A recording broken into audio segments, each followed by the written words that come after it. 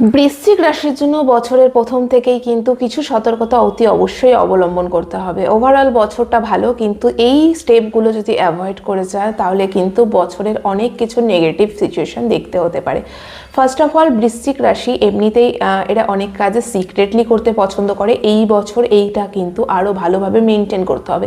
হতে পারে আপনার যে প্রকাশ বা আপনার যে আলো লোকের সামনে আসছে, আপনি যেভাবে ফেম যাই হোক না কেন, সেটা যতক্ষণ না সাকসেসের আলটিমেটে পৌঁছচ্ছেন কারোর সাথে শেয়ার করবেন না, একদমই কারোর সাথে শেয়ার করবেন না, ক্লোজ রিলেটিভস বা কারোর সাথে। নেক্সট হচ্ছে টাকা ধার দেওয়া থেকে বিরত থাকবেন। আপ টু চেষ্টা করবেন অন্তত পক্ষে মার্চ অবধি, কিন্তু একদমই নয়।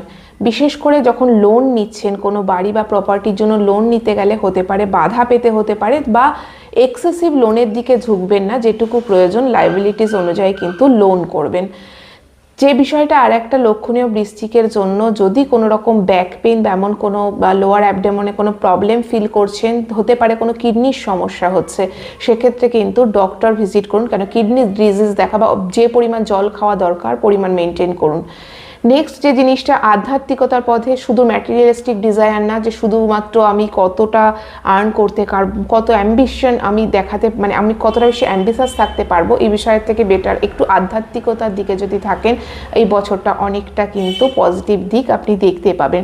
নেক্সট, আর যে যিনি বাড়িতে যদি কোনো গুরুজন থাকে, কেন এবছর কিন্তু শনি আপনার পঞ্চম ভাব থেকে ষষ্ঠ ভাবের টার্ন নেবে, তো এইখানে অনেক কিছু বাধা দেখতে হতে পারে। তো সেখানে কিন্তু যদি গুরুজন থাকে বাড়িতে, তাকে রেসপেক্ট করবেন, এখানে বাধা কিন্তু অনেকাংশে কেটে যায়।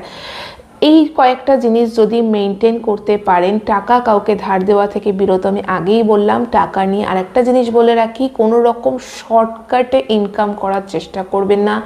শনি আপনার যে হাউসে বসে আছে এবং বকরি বৃহস্পতি অলরেডি অষ্টমভাবে, কোনো রকম ইনভেস্টমেন্ট করার আগে কিন্তু বারবার দেখে নেবে সেটা সঠিক জায়গায় ইনভেস্ট করছেন কিনা, আদারওয়াইজ কিন্তু ইনভেস্টমেন্টের কারণেও ফ্রড হতে পারে। টাকা ধার নিয়ে ফ্যামিলিতেও কেউ করতে পারে ফ্রড।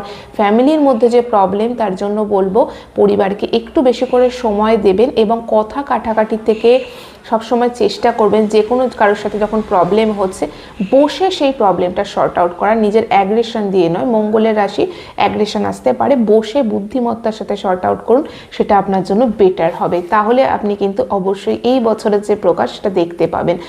আর এই বিষয়ে আরও ডিটেলস ভিডিও আসছে, সঙ্গে জুড়ে থাকবেন, সাবস্ক্রাইব করতে ভুলবেন না। ভালো করে কাটান বছরটাকে এবং পুরোপুরি এনজয় করুন, ভালো থাকুন, অন্যকে ভালো রাখুন, সঙ্গে রাখুন নিউমোন অ্যাস্ট্রোকে। ধন্যবাদ।